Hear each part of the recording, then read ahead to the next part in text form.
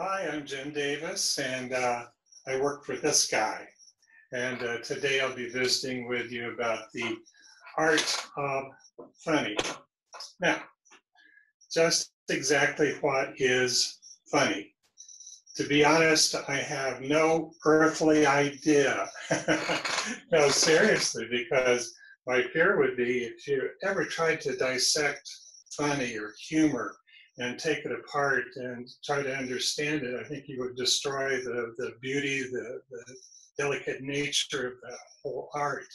So I thought today I would just share with you what I do and what I think is funny and the things I do to create humor in the strip. And hopefully there'll be something that you might want to employ or might influence you as well. And so by virtue of visiting about it too, I'll probably learn something too. So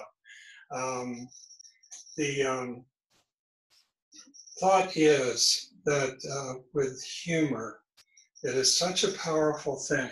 Humor can heal. It can get us through some very tough times. I think one of the strongest periods for cartooning and comic strips was during the Great Depression.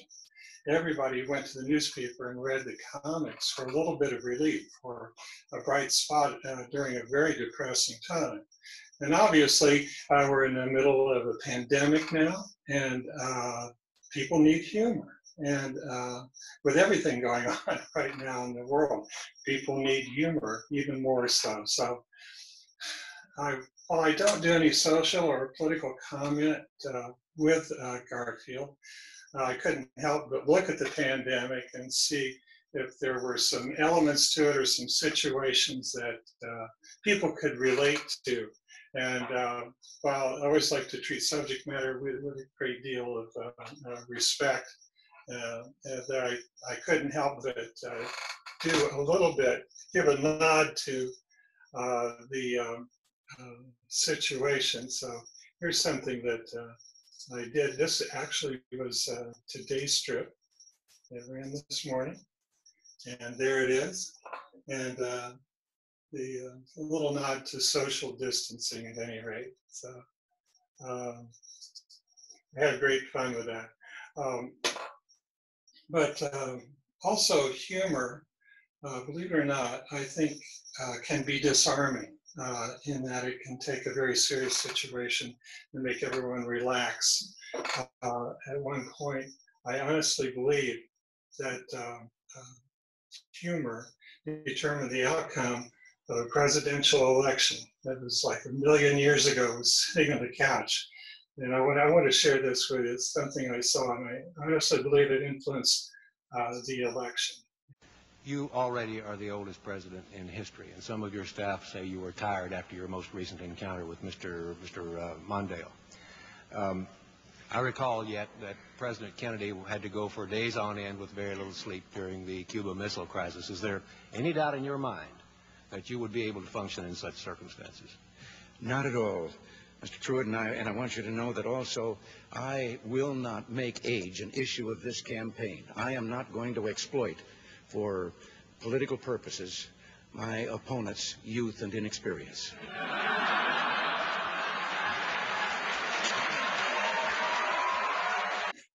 Mic drop. And you're right, at that moment, that Reagan was going to be reelected president. But as far as my personal experience with humor, I was a stutterer as a kid through most of elementary school, so I spent most of my time listening rather than talking. And so it was during those period of time I could watch people laugh and see what people enjoyed reading and talking about and things like that. And I really wanted to do something to express myself, but without talking. And one thing that I'll show you another image here. The one thing I could always do, I could make my mom laugh. And here she is. You already are. There we go. And so growing up on the farm, she was an easy mark. I could do goofy things, and I could draw funny pictures, and she would always laugh. In fact, throughout her entire life, I could always make her laugh. And so, um, and when we'd get together and visit at night and stuff after doing chores, I would make up stories together. And so we didn't have a lot of children's books or anything, so we just made things up and drew and told stories and things like that. And that honestly got me started. So I started drawing cartoons and everything through school, and filled a lot of my books and stuff, class books and things with drawings, and then went to Ball State University. And at that time, I honestly had considered for a short period of time, I was an art major, but I'd done a lot of theater.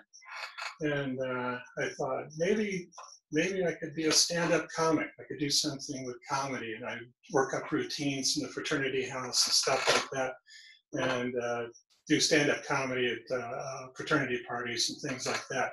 But there was this guy, he was 2 doors over at the Sigma Chi house. He did stand-up comedy as well, and he'd come over, he'd watch my routines, I'd go over to watch his. He'd borrow some of my material, but he was always funnier.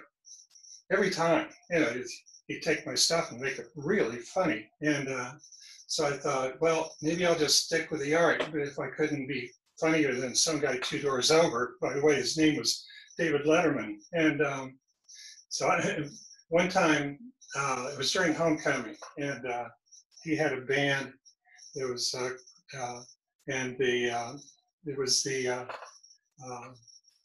he was the lead bass player, and he invited me over to the party to see some of his stand-up. And I went in, and bear in mind, this was on 1965, so every stand-up comic back then was named Shecky, with the exception of Rodney Dangerfield.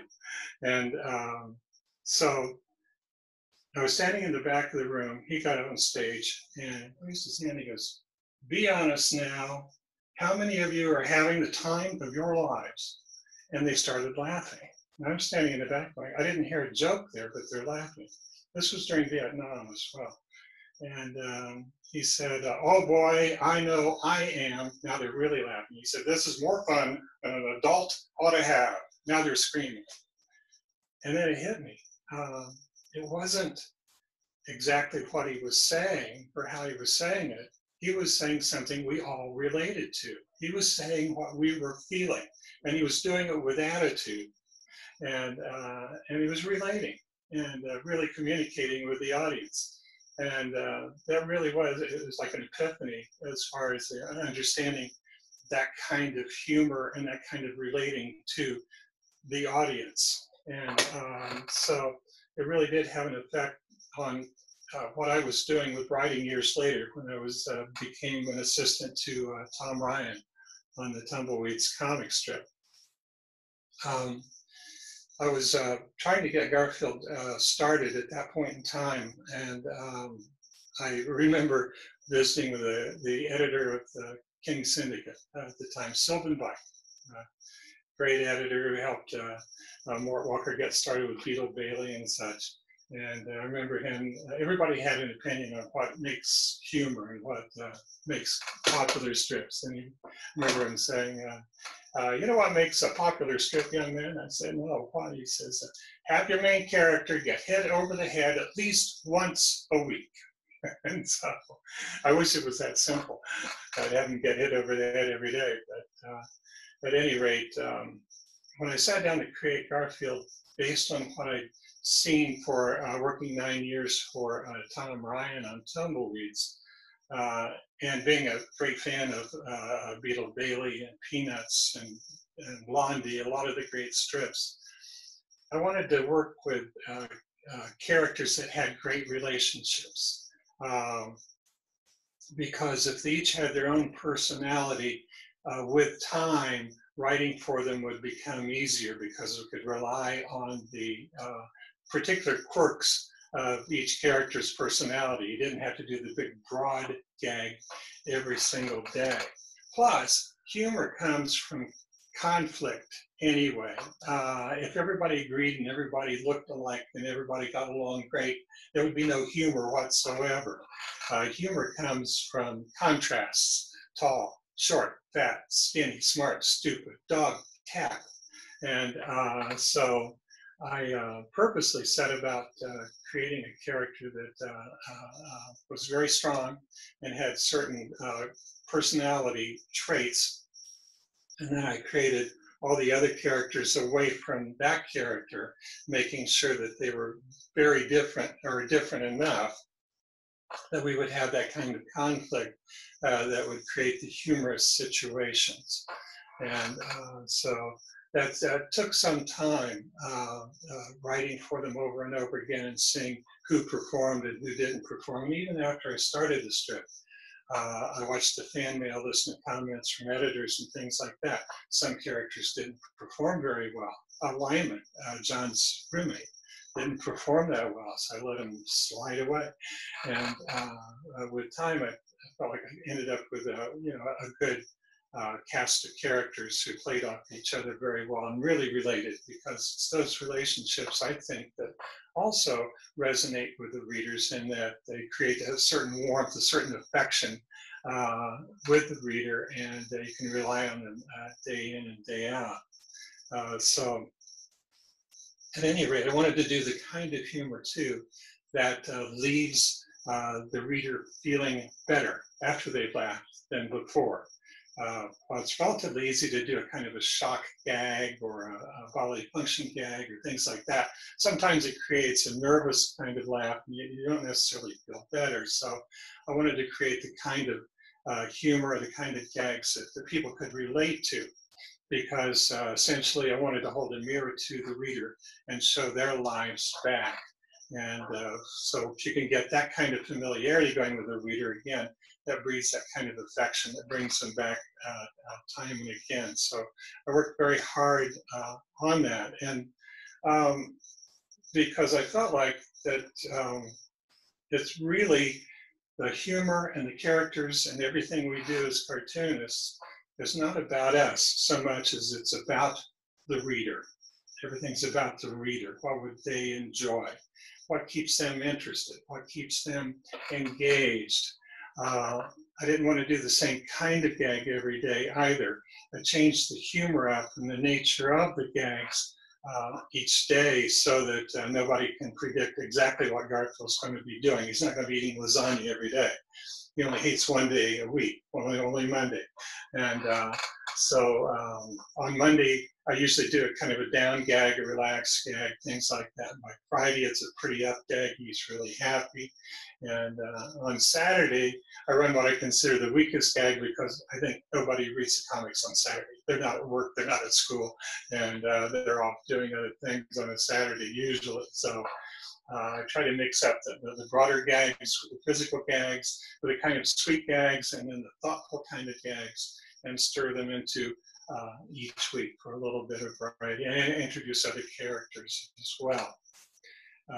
Again, because it's not about us, it's about the reader. And so what I'd like to do is show you the kinds of different kinds of gags that I use. The first kind of gags I like to do are the reveal gags. These are the kind of gags that make the reader ask, what's going on here? And in the last frame, then you explain exactly why they see what's going on. Here's Odie.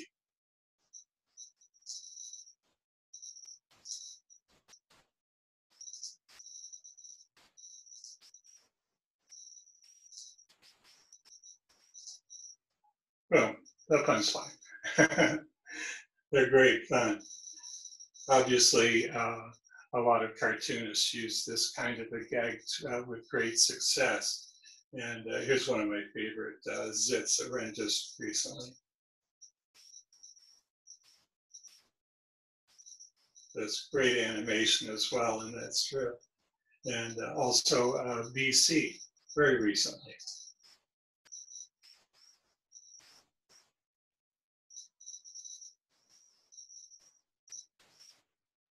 And another Garfield.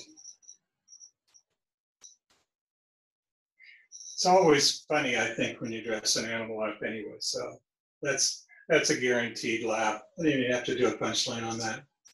Another kind of gag, and these are the really strong ones, I think. These are shared gags. People go, oh yeah, and they see some familiarity with it, and they identify with it.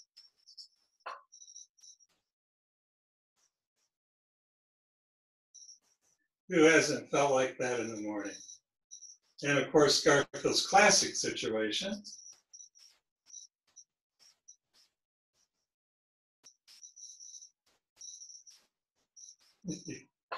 So, Garfield has the ability to laugh at himself. So I think that kind of warms him up too.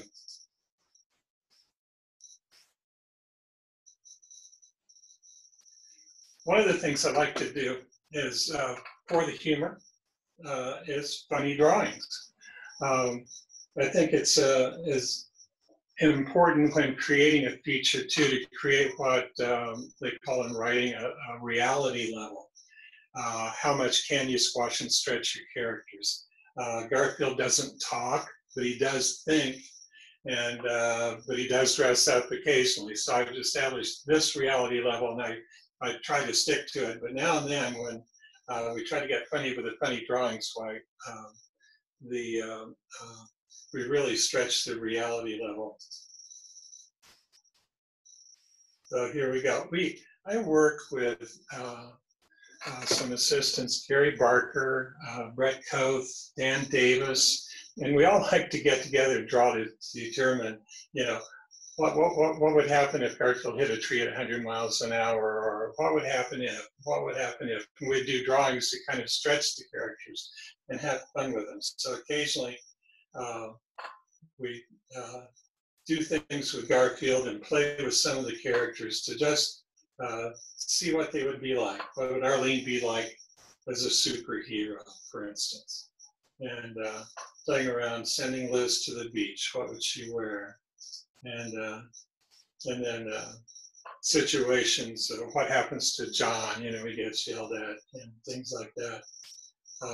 And just goofy stuff with the characters to see if there's any gags there, any new direction, any new characters.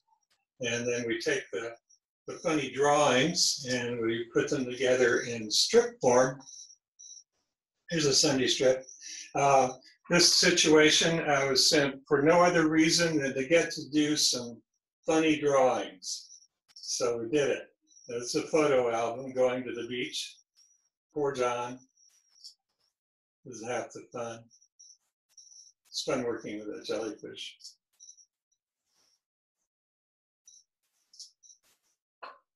There's a whole strip in itself right there with the shark. That's one of my favorites.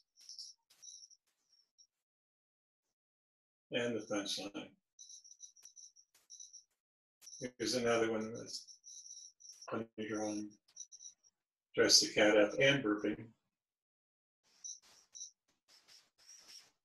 And then Garfield uses funny expressions to communicate with John.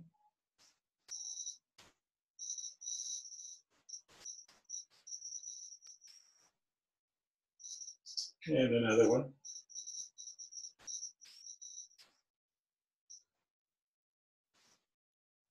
And then we get crazy with the coffee. We really stretch the characters there.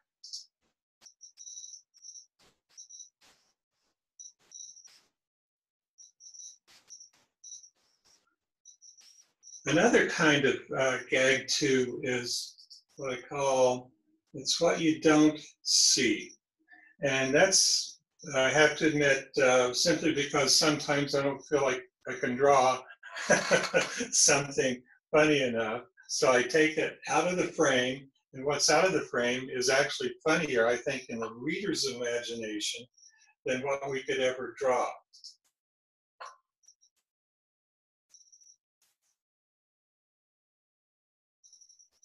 So let the reader participate in the strip in this place. Obviously, it's Garfield.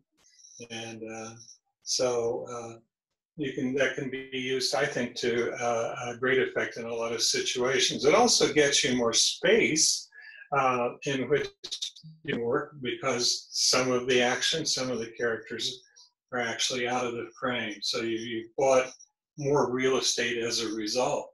Now, another kind of gag I call the action reaction, is simply, classic physical kind of humor.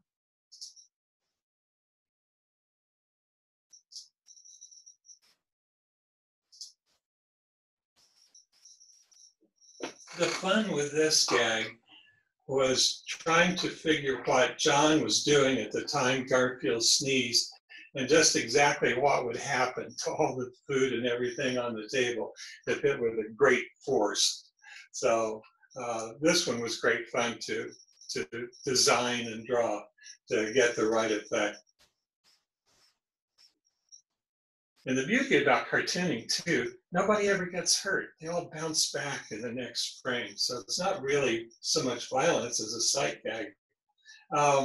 Years ago, mid 80s, worked on a comic strip called US Acres. Here's a great weed gag.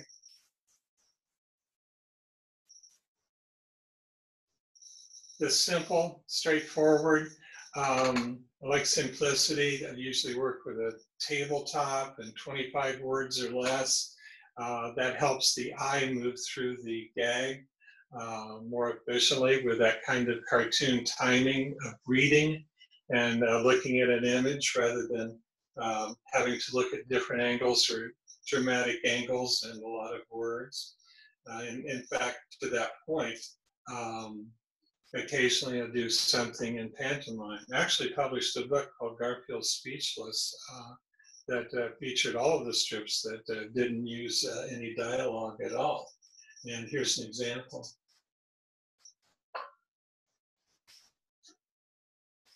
The beauty of Odie is he doesn't speak. He's probably the hardest character to work with because he doesn't.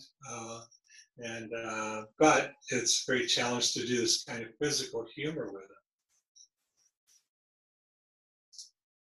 One of the tough things about doing a comic strip is creating that kind of timing, because it's not anything you can say, and the eye moves through a strip with a different timing than people actually read or speak. So at any rate, doing the images and the words together is a very tough thing to do to get the right kind of timing. And here's one. Here's a rough that we did a while back.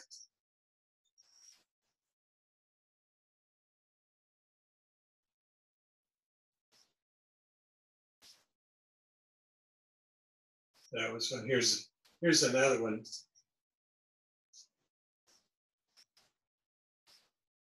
I think this is exemplifies one of the tougher things that we do with comic strips, and that is we have on average about 7 inches of real estate in which to set a gag up, twist it, and resolve it to tell an entire story in 3 or 4 frames, however many we worked in. And here's one where Garfield sets up a warm day, John comes through to twist it, and Garfield pays it off with his classic sarcasm.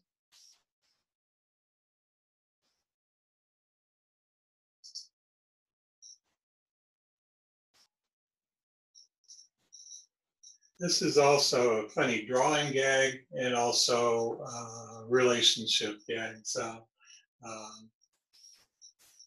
who hasn't felt that way? Here's one I couldn't resist.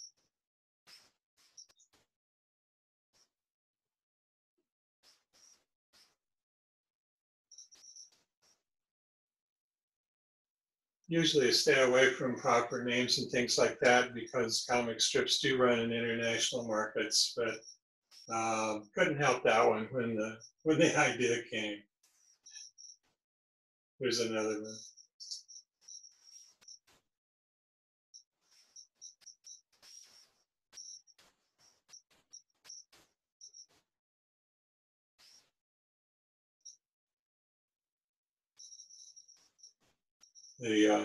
the relationship between John and Garfield is so important that